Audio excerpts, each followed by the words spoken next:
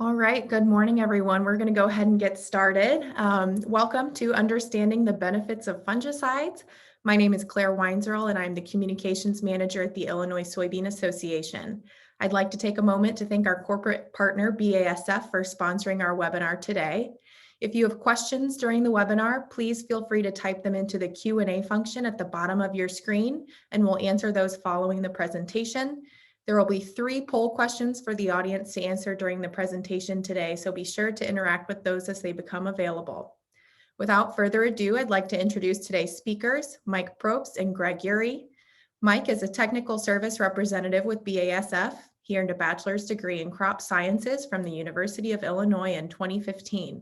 He then followed that with a master's degree in crop and soil sciences with a concentration in weed science from Michigan State University in 2018. In his current role, Mike serves as the technical expert for BASF products in his territory, which covers the southern half of Illinois. He also manages research trials, both agronomic and product related, at the BASF Midwest Research Farm in Seymour, Illinois. Greg Urey is the BASF seed agronomist in Illinois. He grew up in southern Illinois on his family farm where they raise soybeans and corn, as well as cattle and hogs. He received his bachelor's degree in agronomy from Murray State University and his master's degree in agronomy from the University of Illinois, and has been a certified crop advisor since 1999. Greg has worked in various roles in the ag industry over the last 24 years, working with growers on implementing new practices to improve production in corn and beans. Today, Mike and Greg will be presenting Understanding the Benefits of Fungicides. Many growers have come to find that utilizing fungicides in their farming operation provides yield benefits at the end of the year. In today's webinar, Mike and Greg are going to break this down further to gain a better understanding of why we see these benefits. So please join me in welcoming Mike and Greg. All right, thanks, Claire, and thanks everybody for joining us today. I really appreciate you taking time to jump on here. So, as Claire said, the use of fungicides in soybeans has really gained a lot of popularity. It's not necessarily a new concept by any means, but a lot of growers have come to accept that this is something that's going to provide a lot of benefits for them and is basically just become a part of their yearly program for their soybeans. So I think it's worth taking some time to understand that we do see these benefits at the end of the year, but to also understand why we see these benefits, for our yield on our soybeans and things like that. So let's go ahead and jump into that. First of all, I think it's worth taking some time to recap what we've seen so far in 2021 and mayking a little bit forward into what that's going to do in terms of affecting our decisions for our soybean crop. So it's been a pretty interesting spring. What spring isn't, right? But so far we've had, from my experience, it seems like we've had certain windows of opportunity to get some stuff planted. That started out in early April, where we had a pretty good run, quite a few crops going in, a lot of early soybeans that I was hearing about. So those really progressed quite a ways. They faced quite a bit of cold temperatures once they came out of the ground. So for the most part of April and even the first half of May, we really didn't see a whole lot of growth. But they're finally starting to take off and looking really good. Some didn't get in quite so early, so we've got quite a bit of soybeans that are going in, that went in that middle to the late part of May. And even if you're in a spot that's had quite a bit of moisture so far this year, you may even still be thinking about planting some soybeans, or if you're in the southern portion of the state, you may even have some double crop soybeans going in. So we've got quite a variety of soybeans going in. We've got quite a few of them starting to flower, right? We've passed that summer solstice, so those soybeans are going to start transitioning into that reproductive stage. But even some of those early soybeans that were planted, in early April, they've been flowering for several weeks now. So pretty exciting to see that as well. But I think it's worth noting that even though we have quite a bit of variability from field to field and even within our operations potentially of how far these soybeans have progressed, I think it's important to note that, in all honesty, our plan for fungicide use, at least, really hasn't changed that much. It's a relatively simple approach. We're still going to be targeting that R2 to R4 growth stage for our fungicide applications, with the optimum timing being that R3 growth stage. So it really doesn't affect us that much for our fungicide applications on whether, on our soybean planting date or anything like that. And we've actually got some data from last year at our Midwest research farm that Claire mentioned, where we did a study that really relates to what we're seeing here. So we did 5 different planting dates last year with 4 different varieties at each planting date. And within each of those, we either had those varieties treated or untreated. So you can see we started at April 7th and we went all the way through June 16th. So we covered a pretty good span of potential planting dates that I think kind of reflects where we're at this year as well. And as you can see, whether we saw a fungicide response or not, which we did at all of the planting dates, really wasn't affected by that planting date. So we saw a pretty consistent response across all of those planting dates. So when you correlate that into this year, even though we do have quite a bit of variability potentially in terms of when those crops went in the ground, we still see a benefit of that fungicide application. So I really encouraged to see that, and in all, our plan hasn't changed that much. So to really get into the meat of this presentation, we're really going to break down why we see the benefits of these fungicide applications. And we're all encouraged when we see, an increased yield at the end of the year, and that yield's coming across our monitor, and we know we made a good decision. But I think it's really valuable to understand why we're seeing some of these results. And we're going to focus on 3 key aspects today in this presentation as to what is driving these results. And the first one is pretty obvious. That's disease, right? These are fungicides we're out there applying in the soil. The primary purpose of those fungicides is going to be to control disease. If you don't control disease, you really don't have a very good fungicide product, right? So that's the first and probably the most obvious one. The second one that we're going to focus on is environmental stress. And this is kind of one that carries a little bit more ambiguity, or maybe could be understood a little bit more. But what's important to note for now, at least, is that this environmental stress is going to have a negative impact on our crops as well. Just like people, stress is not good for our crops and can have an impact on that yield. So if we can affect that or manage how our crops tolerate that stress, we're going to be helping those crops out as well. And then finally, we're going to focus on varietal response. And I think this is something that's really key as well. When we get to that point, Greg will use some of the data that he's collected over the past couple of years from his work as well. But in tying all of these together, it's also important to note that it's pretty rare that it's just one of these factors that's influencing our yield or influencing our response to fungicide. It's pretty typical that at least 2, if not all 3, are going to be playing a part in our field.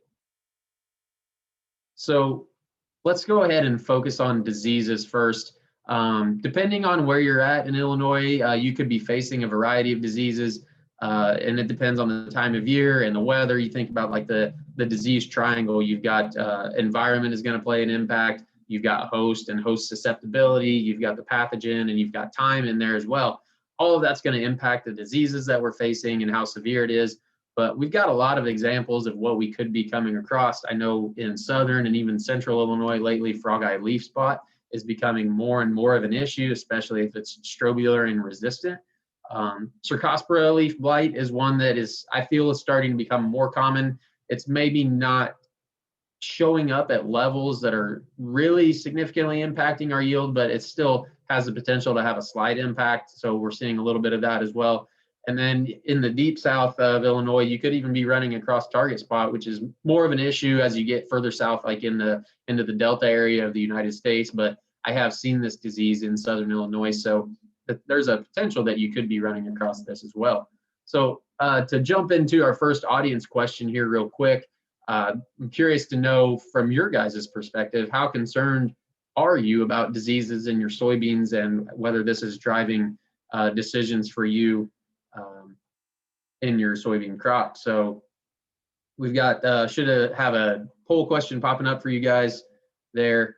So the options are not concerned at all, slightly concerned, or very concerned. So I'm guessing that we're going to have some variability in this answer, and although we're not able to see this, I'm guessing it's probably going to be pretty geographically driven, depending on the answers that come across. In southern Illinois, from my experience, disease is something that we need to have much more of a focus on. If you're in northern Illinois, then maybe you're not too focused on that at all. And as I see the results come in, 0% on not concerned at all. So that's good. This is something that we should always have in mind because there's always the potential for that. 72% is slightly concerned, and 28% are very concerned. So at least some level of consciousness or awareness that these diseases can have an impact on our crop. So that's really encouraging to see. So moving forward here, just to kind of touch on why we want to control these diseases. Something I always like to say is that diseases are kind of like weeds, is something to compare to. They do steal nutrients and resources from our soybeans or our corn even, and they can't, those nutrients and resources then cannot be used for what they're intended for, right? For growing, for putting on new vegetative growth, for filling grain, all of that stuff that's going to influence our yield at the end of the year. If you've got disease, you're going to be pulling away from that. It just kind of depends on to what level that you see that. So when we get bad enough, we do get these infections that lead to lesions then on the leaves. That leads to tissue death, which I know I'm kind of stating the obvious, but dead tissue is not capable of photosynthesizing. So when you see these lesions, that's that much less photosynthetic capability you have from these crops, and that's something that we definitely don't want to happen. We also see that these disease infections do carry a certain level of stress on the crop during these important grain fill stages as well. So not so much just from that dead tissue, but that crop is also kind of focusing on how it's going to try to stop this disease and can have a negative impact there. But basically, the important thing is that when you do have disease and you combine all of these together, they can all have a negative impact on your yield. And that's something that we obviously want to avoid. So being sure to stay ahead of these diseases, I think, in my opinion, the best way is to have a proactive approach, try to prevent the diseases from coming in the first place instead of trying to catch up with them later on after you've got a pretty serious infection. So whether you're going to have a planned application or whether you're scouting, if you are scouting and you do see disease out there, be sure to make that decision pretty quick, because we don't want that to progress any further than it's already gotten. Which brings me kind of to the next point, focusing on preventative versus curative. Just like weed control, like I mentioned earlier, preventative is the best, but that's not to say that if you miss the boat on a preventative option, that curative is something that it is still something that's valuable. And I know I've got a corn example here, but I'm guessing that a lot of the folks on here also grow corn. So in terms of the disease control perspective, I think it really carries weight no matter which crop you're looking at. So preventative is best, but curative still helps, right? So in case you, for whatever reason, if it's weather driven or the disease shows up sooner than you think, and you do find disease in your field, you should definitely still take advantage of a fungicide application to stop that from progressing even further. In the example we've got here, we did just that. We allowed disease to get established in this corn crop, and then we went out and sprayed a fungicide after that disease had already gotten established and progressed a little bit. And as you can see, when we made this fungicide application with BASF's fungicide Veltima, we provided a huge benefit by stopping that disease progression from getting any worse. And as you can see in the untreated, it got pretty severe. Now, from a curative standpoint, you're never going to be able to bring that dead tissue back to life. So once you have lesions, those lesions are there for good. But the best thing you can do is try to stop that from progressing even further.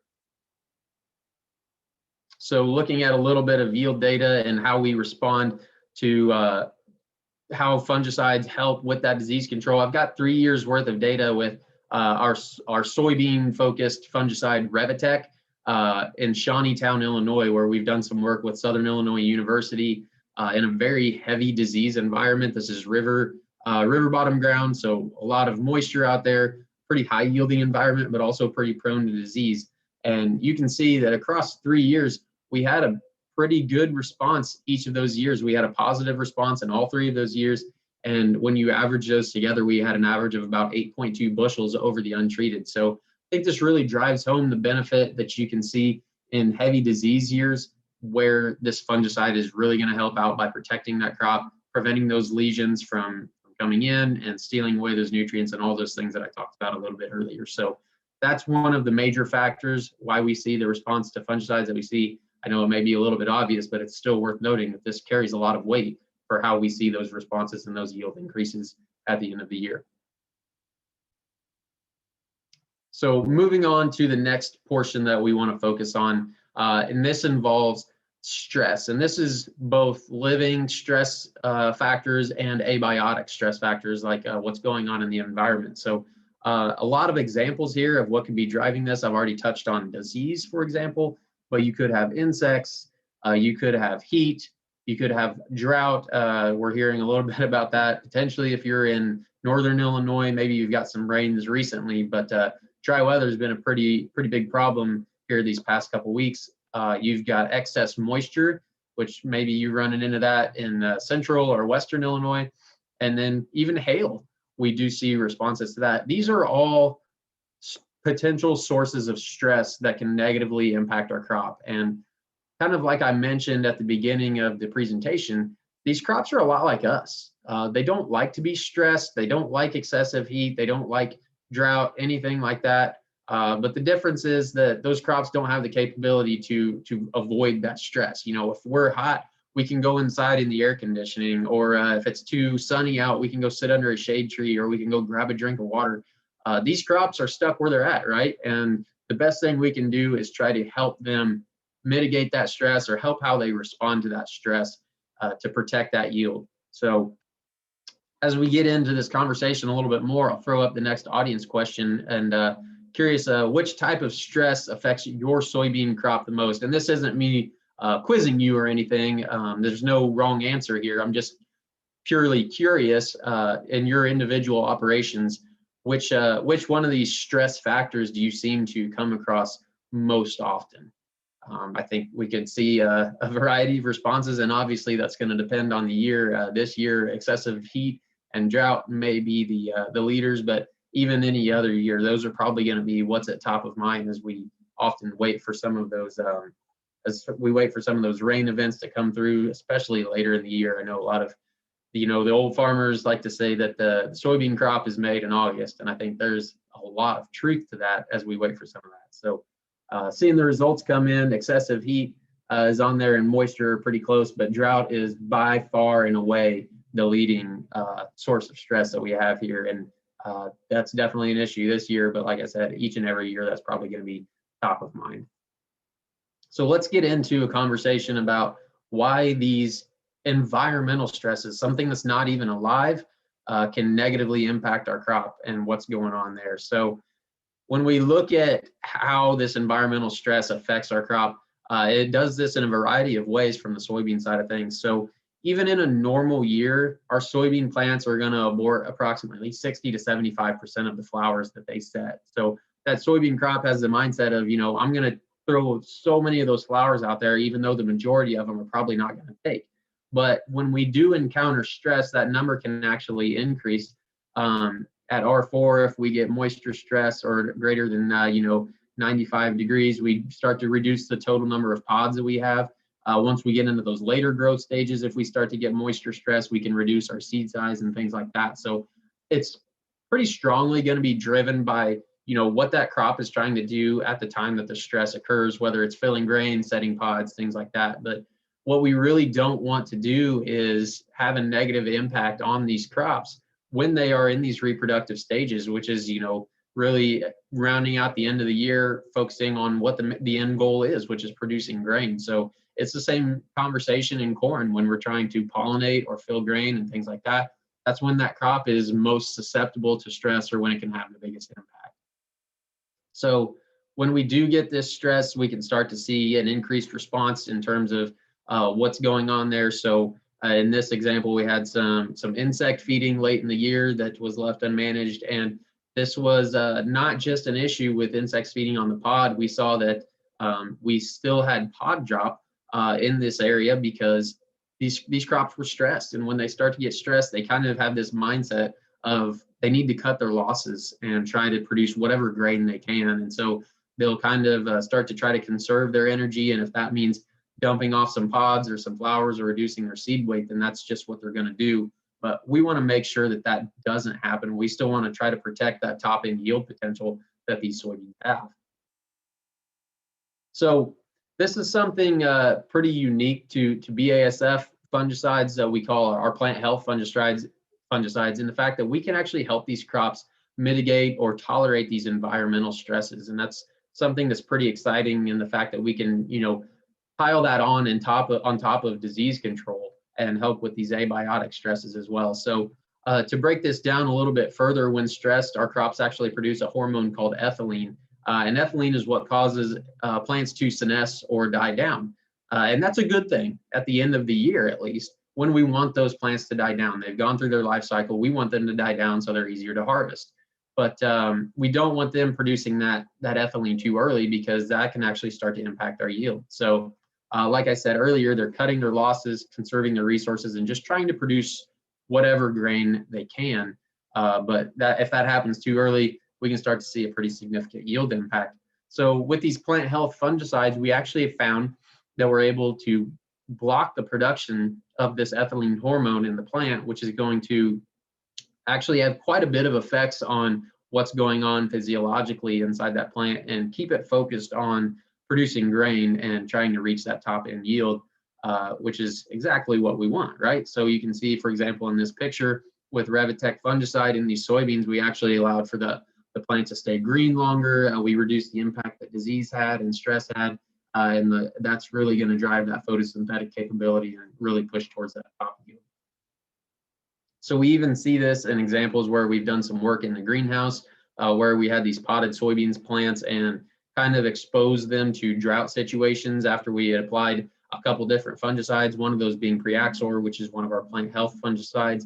And we can see the difference that this had in terms of how that plant was able to tolerate that drought-like environment versus untreated, or versus a non-plant health fungicide over there. It still looks a lot better. We can't totally erase the stress, but what we can do is increase the ability of that plant to tolerate stress. And we even see this in field scenarios as well. So this is actually an example from back in 2012, and I think we all remember 2012 not too fondly as the pretty severe drought year. And even in a year like that, we saw that, for example, Headlight Amp applied on this corn really helped that corn tolerate the heat and the drought that we faced that year. And the impacts are actually pretty visual there as well. So it's really cool to see the effects and how we can help these crops and manage that stress even more. So what exactly is going on in this plant that drives these differences? And one of the things outside of causing senescence that ethylene leads to is actually the production or that causes stomata to close. So stomata are kind of like the windows on our plant leaves, right? So they're important for managing the transfer of gases, important for transpiration and temperature regulation. So when we have ethylene production, these windows close and a lot of those functions start to shut down. We don't get the gas transfer, we don't get transpiration, and we don't allow that crop to regulate its internal temperature or regulate that canopy temperature. And that can actually lead to more stress. And as we usually tend to know, our crops prefer cool temperatures, right? Corn and soybeans, they don't like to be overheated. So kind of like closing the window on your car on a hot day, that's not going to help anything out. So we actually, by keeping those stomata open, we allow the crops to regulate their temperature, keep that temperature cool, and keep that gas exchange going. And we can see this from a picture that we actually took. I believe this was from out in the Great Plains, where we had some dry conditions, and on the untreated, we can see that canopy temperature is quite a bit warmer than when we treated it with a plant health fungicide over there on the right. And those crops are going to like that cooler temperature. So we get kind of a little bit of a chain reaction when we use these. We get ethylene suppression, and that ethylene suppression is going to lead to stomata staying open. When the stomata stay open, we maintain a cooler canopy. And then when we maintain a cooler canopy, we actually increase or maintain our growth efficiency, which is what we want. Now, if you have that ethylene suppression doesn't occur, you get ethylene production, the stomata close, and it's kind of the reverse of what we see. Then we get a hotter canopy, and that heat is actually going to stress the crop, which will lead to more ethylene production. And it's kind of a vicious cycle that we're trying to break up here. The last thing that we see is a reduction in the amount of, or not necessarily a reduction, but a response to what we call reactive oxidative species. And we kind of shorten that down to ROS or ROS.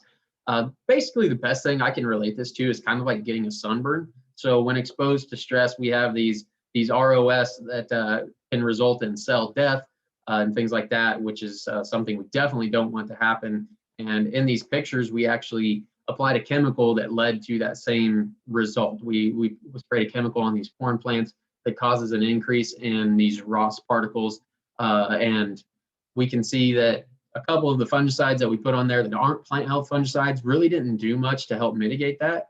But when we had a plant health fungicide on there, in this case, Headline Amp, we were able to reduce those ROS, or actually counter those ROS, by increasing the production of antibodies, basically, that fight these ROS. So this is another example that we see kind of helps that crop from, for lack of a better term, helps it prevent it from getting a sunburn or something like that in some of these severe stress scenarios. So all in all, what does this really lead to, right? What does this cause in terms of a yield response? So we already saw this slide, but I think it's worth pulling back up again because it really provides a good example here of that planting date study that we did last year. And at the research farm where we did this, we had no significant disease present. So really, disease is not going to be driving the responses that we see from these fungicides. In my opinion, this is more driven by the environmental stresses that this crop faced and that our crops face year in and year out. And so I think that's what was driving these responses here, since we had that lack of disease. And I'm going to actually, for the rest of the presentation, I'm going to go ahead and throw it over to Greg Urey, and he's going to cover the rest of this and talk a little bit more about some of the work he's done as well and continue this environmental response that we saw too. So Greg, I'm going to hand the controls over to you. All right, thank you, Mike. I appreciate it. And I think Mike shared a lot of very good agronomic information about why we see responses from biological standpoint. I'm going to spend the next little bit of time talking about some of the work I've done across the state of Illinois, looking at fungicide responses. And in particular, what I wanted to do last year was look and see if we could identify maybe varietal differences to fungicide applications. I know that there's been a lot of work done on that in corn, and I was curious to see if we could maybe pick out some varieties that maybe responded better than others to help us be able to better manage when we would spray and maybe when we wouldn't spray. But what was interesting, this first slide, it kind of gives you a summary by location of where I had these trials. So I had 6 locations across the state last year with multiple comparisons. And at the bottom, you can see the comparisons. Overall, I had 146 direct head-to-head comparisons. And what we saw was a 5.1 bushel yield advantage. So a very, very strong response to applying a fungicide. When I start breaking out and looking at locations, you start to see there is a difference between response based on location. And I got to looking at my notes from last year and trying to understand why did I see such a big response? We didn't really have significant disease at any one of these locations. Pretty much the only disease that was really obvious would have been septoria, which is something we see every year. The biggest difference was the environmental conditions, like Mike talked about earlier. So at Seymour, I'm not going to say we didn't have any environmental stress, but it was much less than other places. It seemed like about every time we got to where we thought we were nearing some dry periods, we'd catch a little bit of rain to be able to get us through. So at Seymour, we saw about a 1.9 bushel advantage in our trial there. The one that stood out, though, was up in northern Illinois at DeKalb, where we saw an 8.4 bushel advantage. And any of you that lived up there last year know that it got fairly dry in northern Illinois later in the season. And I contribute our greater response up there to environmental and drought stress and being able to help mitigate some of that drought on the plants throughout the year. So like I said, we did a lot of trials looking at variety response across the state. I had different designs of trials set up. Some of them were strip trials where we did sprayed the front half, like in this one, and then the back half we left untreated. Also had some small plot replicated trials where we were able to treat different blocks and reps. But overall, what we saw was similar results. As we started to mature, the areas that we treated, we see we're able to mature more normally. So we didn't get that premature senescence like we would in some of the other environments. And that came to, again, back to that stress mitigation. Very little response we saw was from disease in particular, but it was more from a stress mitigation and allowing that plant to mature naturally and stay green longer and go ahead and finish the way it's supposed to. So I did see that some varieties showed more stress than others. I think that's natural. I think we all understand that there are differences in stress tolerance by variety. But still, typically what I saw was all varieties showed a response to fungicide, regardless of how much stress tolerance maybe a variety had. There weren't any varieties that I would say didn't have any response at all. So we're going to go into our third poll question. And how many soybean varieties do you typically plant each year?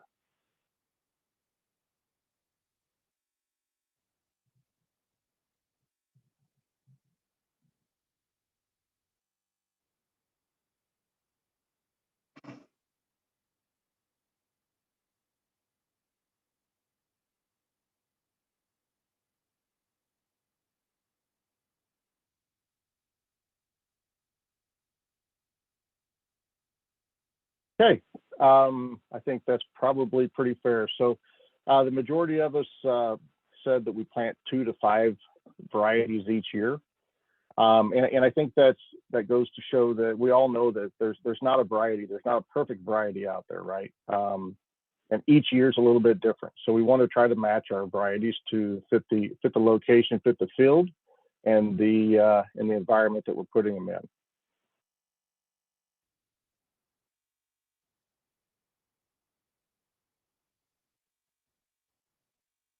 So kind of talk about and show some of the data that we did have. So we tested all of our varieties. These are I'm showing the Credenz LLGT 27 varieties that we have state.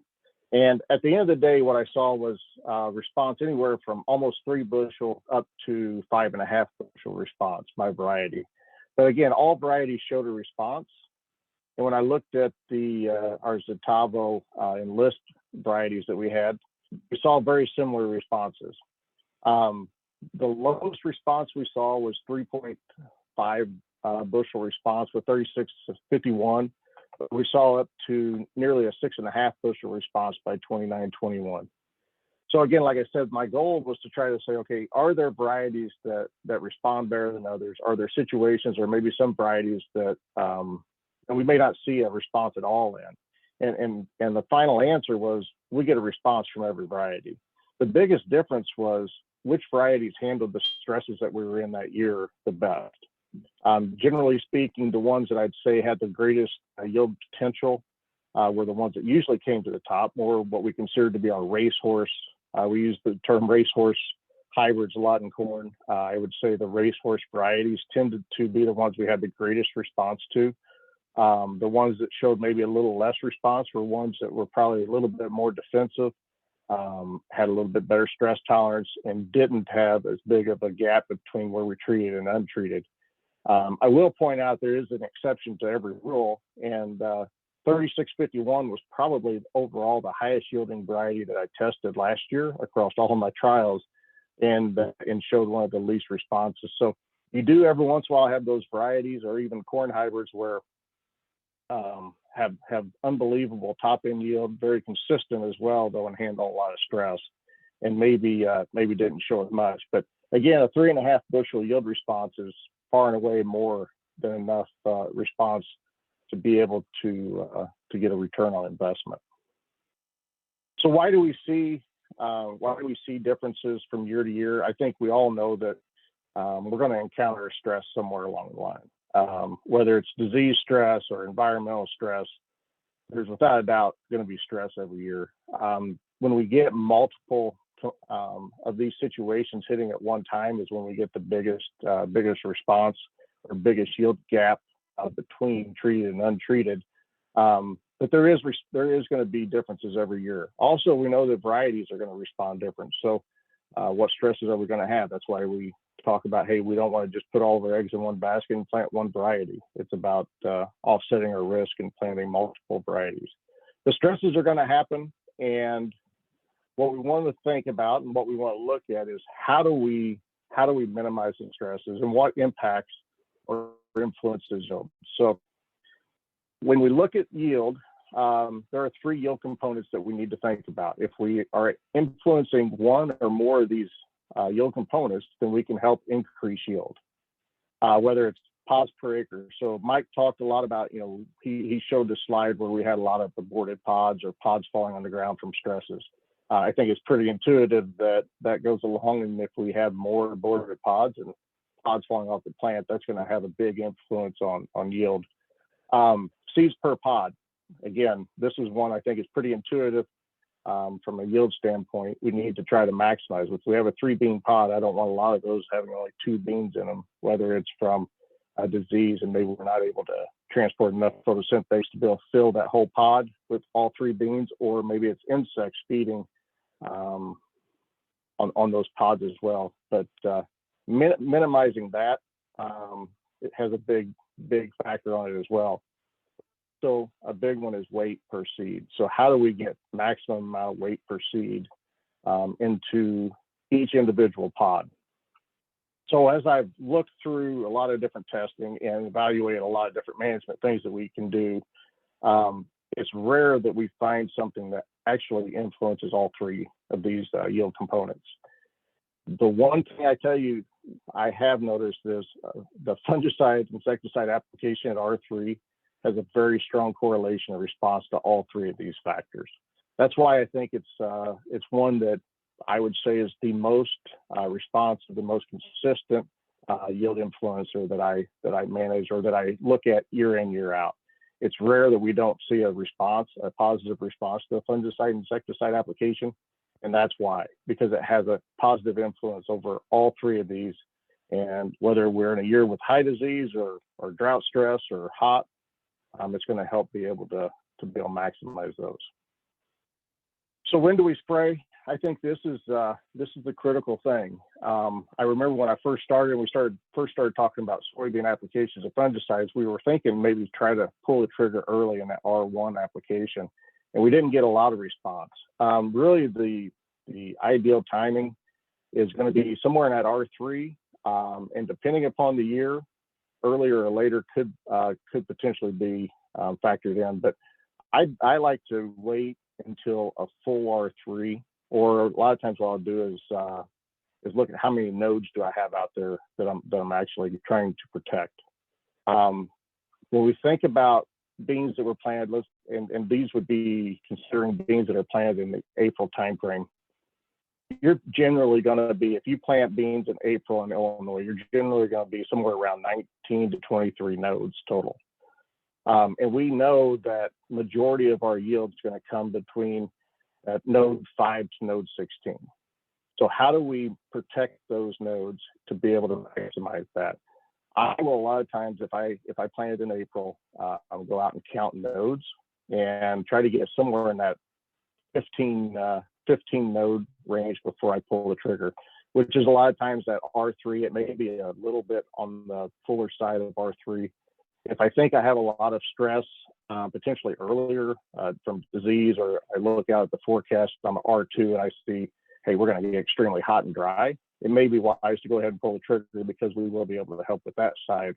But if I have good growing conditions, I'm going to pull the trigger probably in that R3 and try to get a little bit more node count. So why do we do that? Obviously, it goes without saying that pods are developed at nodes. And each individual trifolia is what's going to feed those nodes. So if we lose or damage these trifolias from either stress, from heat, environmental, or disease, or insect feeding, that's going to have an impact on how much food that each one of these pods at these nodes get, and also have an impact on whether or not we completely fill or potentially abort pods at those nodes. So trying to be able to protect as many of these trifoliates and nodes that are going to have the greatest impact on yield is extremely important. So Mike talked about obviously pod abortion, trying to maintain pods, and also maximizing how many seeds we can get per pod. What I wanted to do last year, and it's a test that it takes a little bit more effort, is look at how does the application of a fungicide influence seed weight, and what kind of yield and response could I get from that. So when we think about increasing soybean yields, it takes about 2 milligrams increase in seed weight to increase 1 bushel in yield. So how much is 2 milligrams? Well, think about a dollar bill weighing 1,000 milligrams. So if you cut out the eyes of George Washington, both the eyes of George Washington, that would give you about 2 milligrams. So it doesn't take a lot to increase, but we definitely have seen it. So how do we do that? Why do we see that? It comes down to that increased stress from green fill. It comes down to being able to keep the plant green longer, to be able to maximize photosynthesis, to be able to pack more seed into each individual pod. As you saw in the picture where we had the treated versus untreated, as plants were starting to senesce, where we were treating, we were able to keep healthier and green longer. And I think a lot of you have probably seen it that we do stay green longer, and it helps us be able to maximize that photosynthesis. So what we see from it in our data last year, we had multiple trials at Seymour where we were able to go out and have direct head-to-head comparisons of Revitec Fast Act treated at R3 versus untreated. And when we looked at the average of our treated, we had 160.2 milligrams of weight per seed versus 154.6 milligrams weight per seed.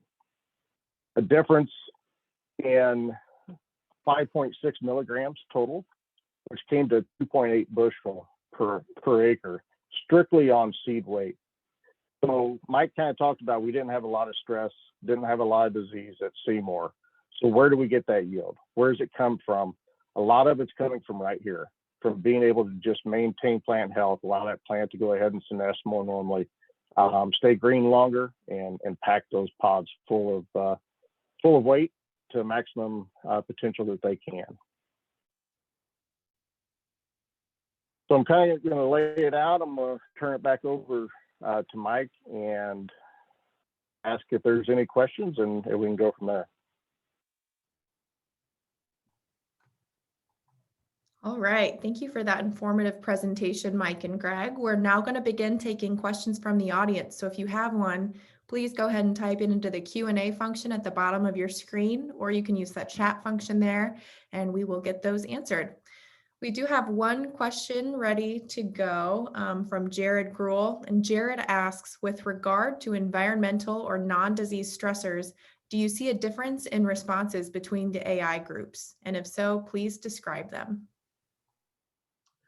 Yeah, so typically that's a really good question. So it's kind of a tricky question in that where we see it coming from the BASF plant health fungicides is from the headline component. So headline was a fungicide that we came out with in the mid 2000s, and when we came out with that product, we found that it did have these environmental stress mitigation properties, basically, that I covered.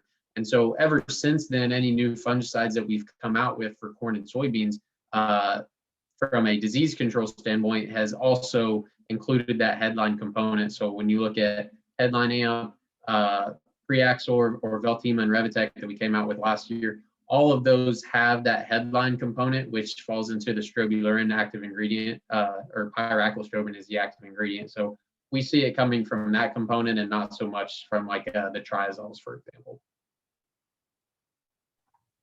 Great. And we actually just got another question from Jared that says, which would weigh more, dry matter protein content or soy oil content, and which does stress influence more? Ooh. What's your thoughts on that, Greg? I don't know that I've done I haven't actually tested to see which one is getting influenced more. I would probably say if I had to guess, I'd probably say protein would play a role in there. If you're stressing and reducing nitrogen, you're going to have a negative response on protein. And usually if protein goes down a little, it'll go up. But I honestly have not done the testing. It's strictly just trying to think through what might be happening. All right, well, there's no more questions at this time, but we do have some time left. So if you have a question, please go ahead and send it in to us. Greg, Mike, do you guys have any final thoughts? Not too much. Just again, want to thank everybody for taking the time to jump on here. I know it's a busy time of year, so really appreciate you taking the time to jump on here, and hopefully you learned something that you can use this year and moving forward. So pretty overall, maybe I'm speaking for Greg here a little bit too, but even despite kind of an odd start to the year, I think we can be pretty encouraged with the potential that we have out there. And yeah, Greg, thoughts on that? I agree. I think that there's a lot of things to be optimistic about. When I look at the crop across the state, we've fortunately a lot of the state is catching some rain. Hopefully we'll continue to get some. But yeah, as a whole, I think there is a lot to be optimistic about, and obviously with market prices where they're at, it makes it even more things to be optimistic about. Great. And we actually did just get another question in from Ken Irwin. It says, on average, how many days difference in harvest would there be between treated and untreated soybeans? We tend to grow wheat after soybeans, and although we are far off from planting wheat, every day saved can have an effect on wheat yields going forward. I would say that's a pretty tough question to pin down exactly, because you're going to have environmental factors are going to be playing a part in that as well. But I would say you could probably expect anywhere from a week to 2 weeks on average difference from a treated versus untreated. And I know this question comes up a lot about the soybeans staying green too long and things like that, and maybe making it a little bit more difficult to harvest. But from our experience, even if that is the case, the benefit that you get is worth that as well. All right, here's another question from Barry Waterman. Does inclusion of insecticide have any impact on the efficacy of fungicide? That's a really good question. I've actually done some research at our research farm as well, trying to look at that. And we've got a couple years worth of data. I didn't include that in here, but from what I've found, they actually kind of they're independent of each other. So what we typically see is a benefit coming from both of those in terms of it's an additive relationship. So for example, if you get three bushel response from your fungicide and a 1 bushel response from your insecticide separately, when you combine those together, we saw like a 4 bushel response. So what I could tell from that research, at least, there wasn't any synergism by separating them out and then putting them together. It seemed to be an additive response, but we do typically see good responses from that combination year in and year out. Great, thank you. That's all the questions we have today. So thanks again, Mike and Greg, for your presentation this morning. And thank you to BASF for sponsoring today's webinar. The webinar has been recorded and will be accessible from ISA's YouTube channel as soon as possible. So thank you all for attending, and hope you have a great rest of your day.